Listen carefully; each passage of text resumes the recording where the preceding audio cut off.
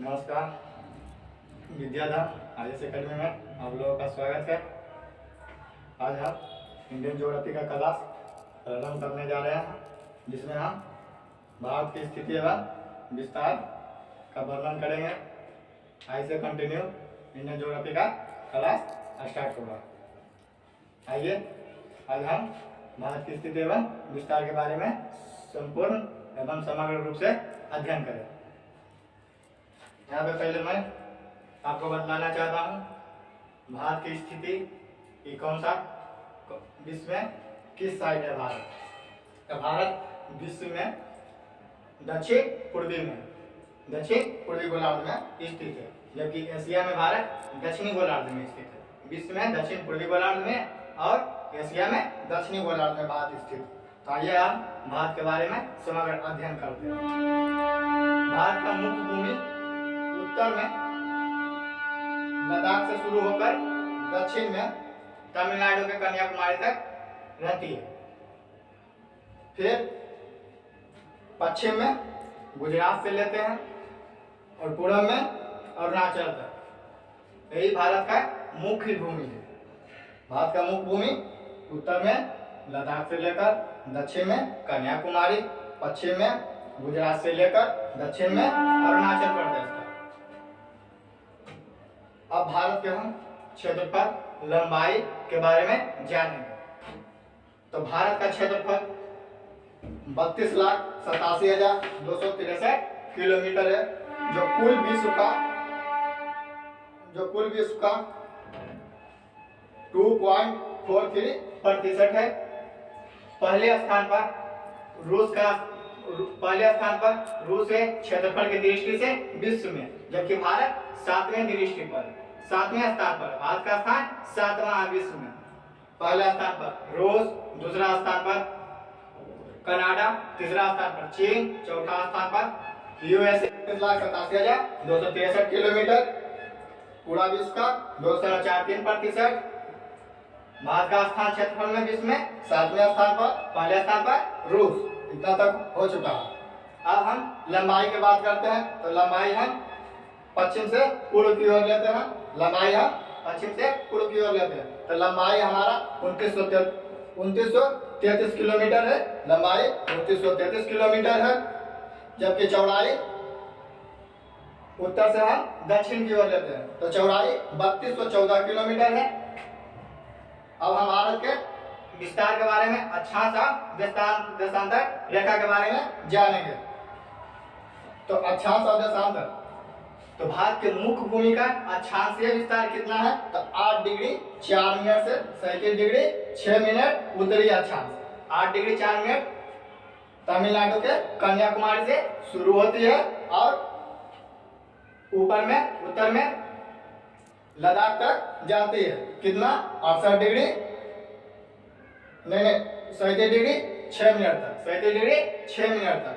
उसी प्रकार अब हम देशांतरीय विस्तार जानते हैं। तो देशांतरीय विस्तार 68 डिग्री 7 मिनट से शुरू होकर 97 डिग्री 25 मिनट तक जाती है। 68 डिग्री 7 मिनट से शुरू होकर 97 डिग्री 25 मिनट तक जाती है।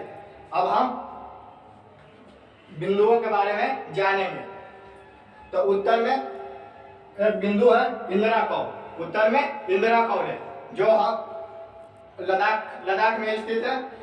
उसी प्रकार भारत के मुख्य भूमि का दक्षिणतम बिंदु कन्याकुमारी है, जबकि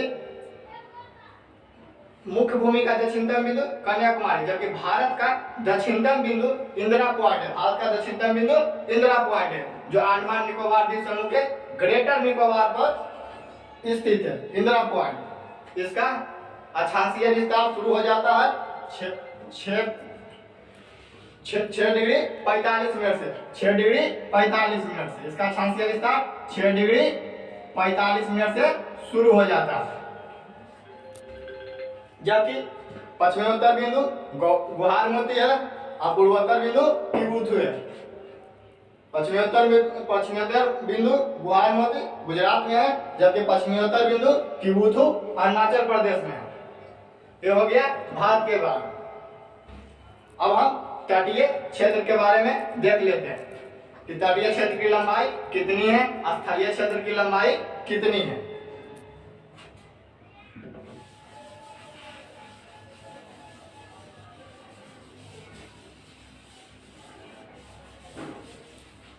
तो अब हम तटीय क्षेत्र की बात करें, इसको हम मिटा देते हैं।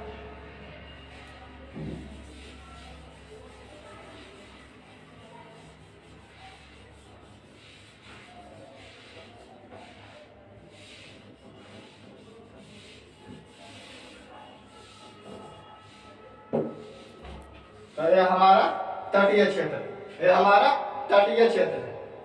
नीचे हिंद महासागर, इसी को हम जब भारत त्रिभुजाकार बन गया है तो हिंद महासागर का ही शाखा दो भाग में बट गया। हिंद महासागर का शाखा ही दो भाग में बट गया है। तो हम पूर्वी भाग को बंगाल की खाड़ी, बे ऑफ बंगाल, और पश्चिमी भाग को अरबियन सी या अरब सागर के नाम से जानते हैं।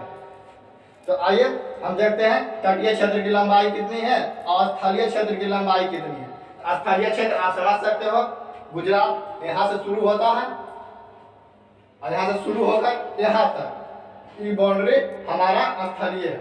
यहाँ तक मिजोरम तक, त्रिपुरा से लेकर शुरू होकर इधर गुजरात तक हमारा स्थलीय भाग है, इधर हमारा स्थलीय है।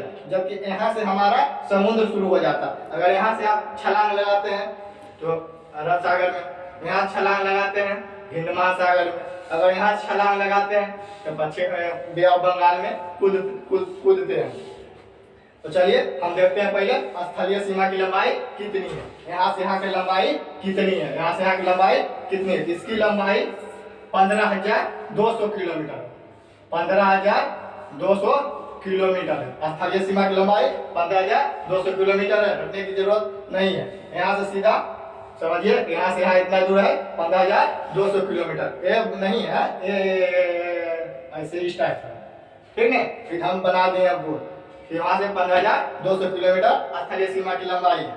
जबकि तटीय सीमा की लंबाई, भारत की मुख्य भूमि के तटीय सीमा की लंबाई अगर पूछा जाए तो मुख्य भूमि हम क्या बतलाते हैं, भारत मुख्य भूमि कहाँ शुरू होता है, यहाँ से उत्तर में, यहाँ से लेकर यहाँ तक। तो यहाँ जो स्थलीय सीमा है, यहाँ तो स्थलीय सीमा है, तो तटीय सीमा की लंबाई पूछा था। तट यहाँ है, पश्चिमी घाट है, पूर्वी घाट। तो यहाँ से शुरू होकर हम देखते हैं कि कितनी लंबाई है।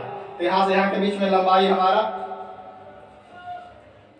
यहाँ तक, यहाँ से यहाँ के बीच में हम शुरू करते हैं और फिर यहाँ तक जाते हैं। तो हम देख पाते हैं कि कितनी लंबाई है। इसकी लंबाई है 6100 किलोमीटर, 6100 किलोमीटर।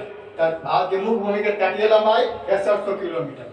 लिख लीजिएगा, भारत की मुख्य भूमि की तटीय क्षेत्र की लंबाई 6100 किलोमीटर। जबकि हम द्वीपों को लिया जाता है तो द्वीप तो चारों ओर से कोई भी द्वीप बना हुआ है समुद्र में, इसका तो चारों ओर बाउंड्री क्या होगा, तटीय क्षेत्र ही होगा। तो अगर हम इसको ले लेते हैं, भारत में अनेक द्वीप है, अंडमान, लक्षद्वीप, मिनिकॉय, व्हीलर, सालसेट, बहुत सारा द्वीप है। तो अगर उसका भी हम ले लेते हैं तो पूरा लंबाई हो जाता है 7,500। थोड़ा सा देख लेते हैं,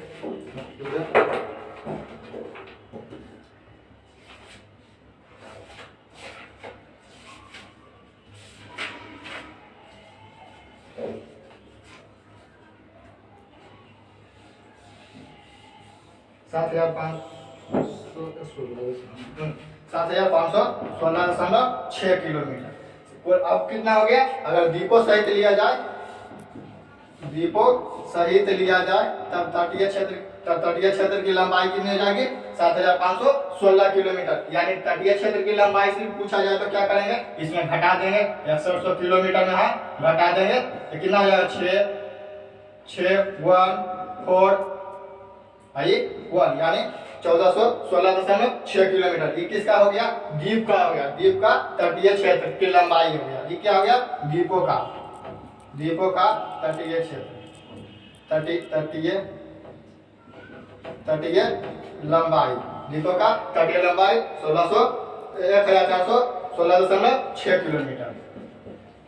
ये हो गया। अब भारत का अगर पूछा जाए पूरे सीमा की लंबाई कितनी है। अब पूछा जाए पूरे भारत के स्थलीय सीमा की लंबाई कितनी है, कुल सीमा की लंबाई कितनी है, सीमा की लंबाई कितनी है। तो आप क्या कीजिएगा, इसमें किसी प्रकार का नहीं पूछ रहा, सिर्फ कुल सीमा पूछ रहा, ना तो इसमें तटीय पूछ रहा है ना तो स्थलीय पूछ रहा। अगर स्थलीय पूछता तो 15,200 किलोमीटर मारते, अगर भारत की मुख्य भूमि का तटीय लंबाई पूछता तो 100 मानते, अगर पूछता भारत के तटीय पूरे तटीय क्षेत्र की कुल लंबाई कितनी है तो 75,7,516.6 किलोमीटर। अब कुल सीमा की लंबाई पूछ रहा तो हम टोटल को इसमें शामिल कर लेते हैं, स्थलीय को भी और फिर प्लस तटीय को भी। तो हम अब देख लेते हैं कितनी है, 15,200 किलोमीटर और फिर यह डिपो से कितना है 7,516.6 किलोमीटर, तो 6.617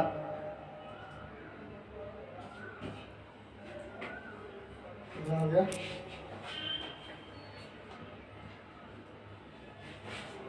22,716.6 किलोमीटर, पूरा कितना हो गया 22,716.6 किलोमीटर। ये हो गया तटीय क्षेत्र की लंबाई, रखने की कोई जरूरत नहीं है, सीधा यहाँ से यहाँ मार दीजिएगा, 150 किलोमीटर बना लेना है, फिर यहाँ से 15,200 किलोमीटर बना लेना है। अगर द्वीप को पूछे तो द्वीप की कितना है 14,416.6 किलोमीटर। अगर फिर पूरा पूछा जाए तो 22,716.6। इधर पूरा हम देख लेते हैं कि कौन सा राज्य किस दिशा में। तो हम उत्तर से स्टार्ट करते हैं, तो जम्मू कश्मीर, लद्दाख, पंजाब, हिमाचल प्रदेश, उत्तराखंड, हरियाणा, इतना तक। अब हम पश्चिम की बात करते हैं तो राजस्थान, गुजरात और थोड़ा सा हिस्सा महाराष्ट्र का लिया जाता है, या महाराष्ट्र ले लीजिए, महाराष्ट्र। दक्षिण में बात करते हैं तो कर्नाटक, केरल, तमिलनाडु, आंध्र प्रदेश, तेलंगाना, छत्तीसगढ़, ये हमारा आ जाता है लगभग दक्षिण में। फिर मध्य प्रदेश बीचों बीच। अब पूर्वी में चलते हैं तो हम उत्तर प्रदेश का आधा हिस्सा लेते हैं, बिहार, झारखंड, वेस्ट बंगाल और उड़ीसा को शामिल करते हैं। ये हो गया पूर्वोत्तर भारत का भाग। अब हम पूर्वी भारत का भाग करते हैं तो पूर्वी भारत में हम 7 सिस्टर को शामिल करते हैं, जिसमें सिक्किम को शामिल नहीं किया जाता है, सिक्किम को चिकन नेप के रूप में रखते हैं। ये हमारा सिक्किम है जो ऊपर सा उठा हुआ भाग है। अब आगे यहाँ से हमारा 7 सिस्टर स्टार्ट हो जाती है।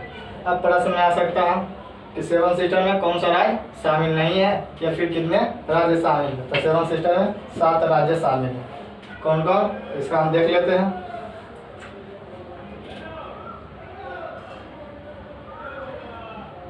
मेघालय, असम, अरुणाचल प्रदेश, नागालैंड, मणिपुर, मिजोरम और त्रिपुरा।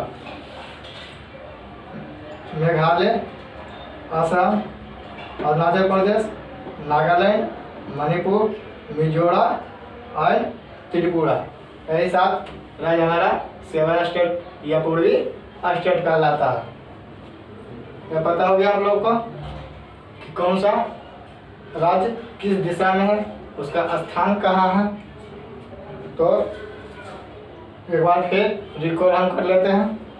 उत्तर में देखते हैं तो जम्मू कश्मीर और लद्दाख, पंजाब, यानी उत्तर में ठंडा इलाका, ठंडा, जहाँ ठंडा है उत्तर ठंडा, वही दक्षिण भारत गर्म एरिया है। तो उत्तर में जम्मू कश्मीर, जैसी ठंडा का बात आया देखिएगा कि ठंडा कहाँ, जम्मू कश्मीर, थोड़ा सा दिमाग लगाकर जम्मू कश्मीर, लद्दाख, पंजाब, हिमाचल प्रदेश, उत्तराखंड, थोड़ा हरियाणा। और पश्चिमी उत्तर भारत में राजस्थान को ले लिया जाता है, पश्चिमी भारत को गुजरात में ले लिया जाता है, और उसी पूर्वोत्तर भारत में थोड़ा सा उत्तर प्रदेश को लिया जाता है, बिहार, वेस्ट बंगाल, झारखंड, उड़ीसा को ले लिया जाता है, पूर्वी भारत में सेवन सिस्टर को ले लिया जाता है, और दक्षिण भारत में केरल, तमिलनाडु, कर्नाटक, आंध्र प्रदेश, तेलंगाना, उड़ीसा, छत्तीसगढ़, तो बस। उसके बाद बीच में महाराष्ट्र, मध्य प्रदेश, माफ कीजिएगा मध्य प्रदेश, और ये महाराष्ट्र, और ये थोड़ा सा छोटा गोवा है। तो आइए आज हम कर्क रेखा के बात करते हैं कि कर्क रेखा किस किस राज्य से होकर गुजरती है। तो कर्क रेखा गुजरात से शुरू होकर मिजोरम तक जाती है, गुजरात से शुरू होकर मिजोरम तक जाती है। कर्क रेखा 8 राज्यों से होकर गुजरती है। कर्क रेखा, पहले ये जान लीजिए, कर्क रेखा 23.5 डिग्री उत्तरी अक्षांश को कर्क रेखा कहते हैं। उत्तरी अक्षांश, उत्तरी अक्षांश को कर्क रेखा के नाम से जाना जाता है। कर्क रेखा कितने राज्यों से होकर गुजरती है? तो 8 राज्यों से होकर जाती है। अब भारत में 8 राज्यों से होकर जाती है कर्क रेखा। कौन कौन है मैप से पढ़ लेते हैं। गुजरात, राजस्थान, मध्य प्रदेश,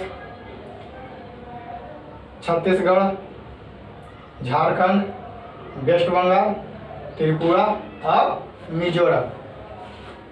गुजरात, राजस्थान, मध्य प्रदेश, छत्तीसगढ़, झारखंड, वेस्ट बंगाल, त्रिपुरा और मिजोरम। देखिए हम बनाए हुए यही 8 राज्य से होकर गुजरती है। कर्क रेखा के बारे में बस इतना ही। एक बात और, कर्क रेखा भारत को बीच 2 भागों में बांट देती है। कर्क रेखा भारत को 2 भागों में बांट देती है। ऊपरी भाग को हम उत्तरी भाग को ऊपरी या अर्थात ऊपरी भाग को हम उपोष्ण कटिबंध कहते हैं, जबकि दक्षिणी भाग को हम उष्ण कटिबंध के नाम से जानते हैं। यही कर्क रेखा के बारे में था। अब आइए हम स्टैंडर्ड टाइम के बारे में जान लेते हैं।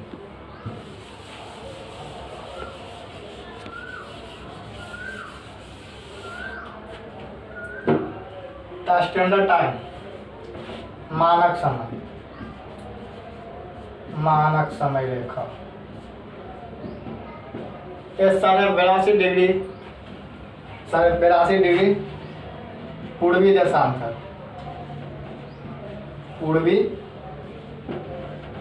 देशांतर, पूर्वी 82.5 डिग्री पूर्वी देशांतर रेखा को मानक समय रेखा कहा जाता है। ये भारत के इलाहाबाद कहाँ है? उत्तर प्रदेश में। तो यूपी के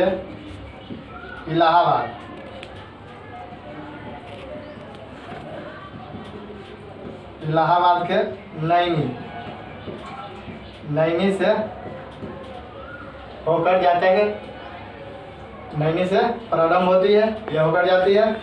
तो कितने राज्यों से गुजरती है? ये 5 राज्यों से गुजरती है। मानक समय रेखा 5 राज्यों से गुजरती है भारत में, 5 राज्यों से। आइए देख लेते हैं फिर मैप के माध्यम से।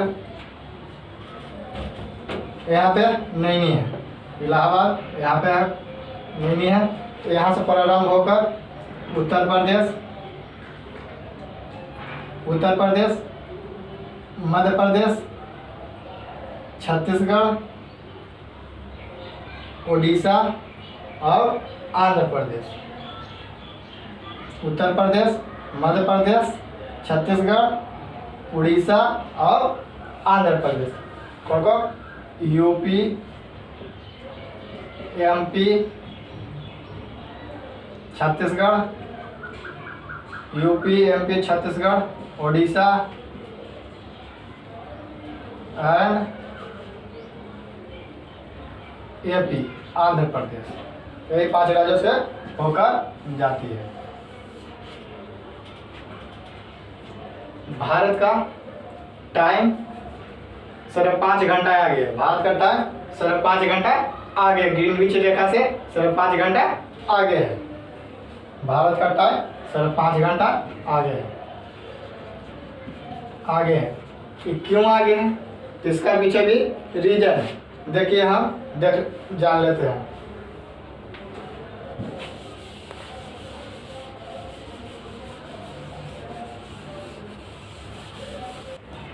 कैसे 5.5 घंटा भारत का समय आ गया, 5.5 घंटा भारत का समय कैसे आ गया विश्व से। तो यहाँ मैथमेटिक नियम अपनाते हैं इसमें। तो 0 डिग्री देशांतर रेखा को हम बीच रेखा कहते हैं। 0 डिग्री देशांतर रेखा को ग्रीनविच रेखा कहते हैं। 0 डिग्री से अगर हम लेते हैं तो हम पहले, चूँकि भारत का देशांतर कितना, भारत का स्टैंडर्ड टाइम कितना है 82.5 डिग्री। भारत का स्टैंडर्ड टाइम 82.5 डिग्री और 1 डिग्री को क्रॉस करने में 4 मिनट की अवधि लगती है। 1 डिग्री को क्रॉस करने में 4 मिनट की अवधि लगती है।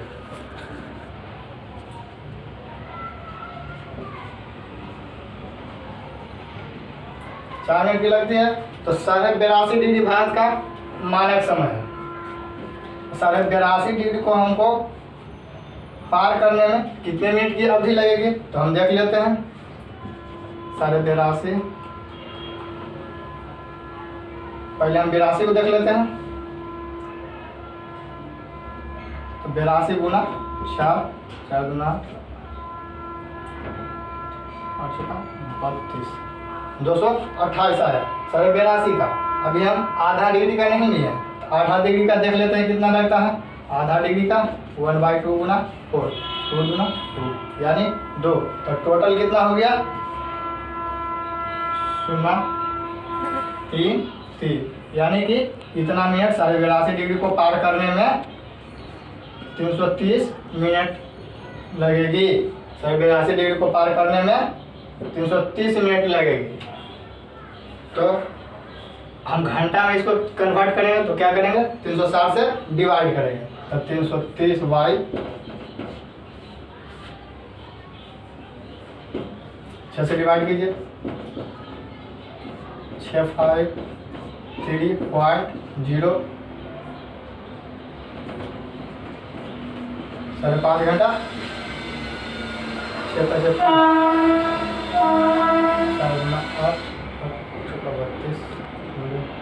5.5 यानी कि आ गया 5.5 घंटा आगे आ गया। इतना घंटा हो गया यानी कि इसको हम क्या लिख सकते हैं 5 आधा या 5.5 घंटा। इसको हम क्या लिख सकते हैं 5.5 घंटा। समझ गए कि किस प्रकार भारत का समय 5.5 घंटा आगे है। 1 डिग्री को क्रॉस करने में 4 मिनट का समय लगता है, इसलिए 82 डिग्री को क्रॉस करने में 330 मिनट का समय लगा। इसको हम मिनट को आवर में बदले तो कितना आ गया 5.5 घंटा आ गया। 5.5 घंटा आ गया। उसी प्रकार भारत में भी हम देख लेते हैं कि बोला जाता है अरुणाचल प्रदेश और गुजरात के बीच 2 घंटे का समय का अंतर है। उसका भी इसी प्रकार हम देख लेते हैं।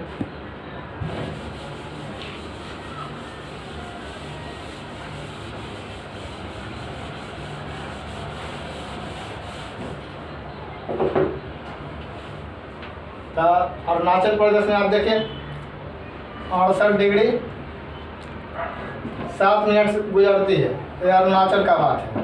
और जबकि गुजरात में देखिए 97 डिग्री 25 मिनट गुजरती है।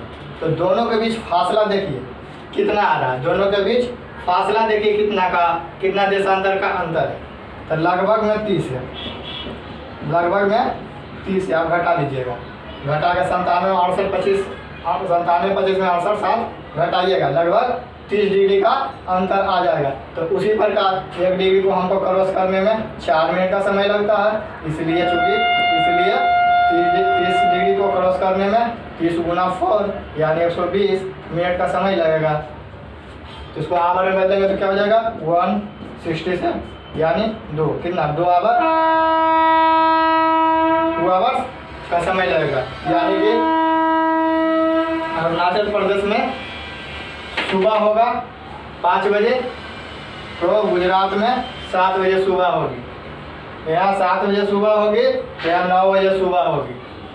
यहाँ 5 बजे शाम हो जाएगा, तो यहाँ 7 बजे शाम होगी। यही अंतर है भारत में भी। भारत में भी कितना का अंतर हो जाता है, मतलब 2 घंटा का अंतर पाया जाता है समय में।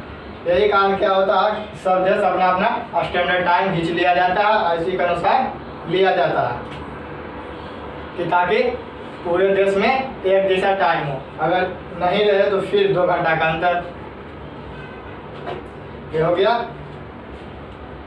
Standard time.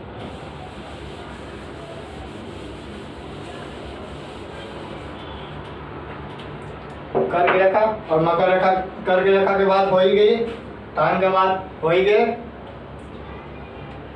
अब नेक्स्ट वीडियो में हिंद महासागर, भारत की हिंद महासागर की स्थिति बतलाएंगे कि भारत हिंद महासागर को कहाँ तक अधिकार प्राप्त है, भारत का सागरीय सीमा में कहाँ तक अधिकार प्राप्त है, और हिंद महासागर, भारत की अवस्थिति हिंद महासागर में किस प्रकार है। ठीक, धन्यवाद।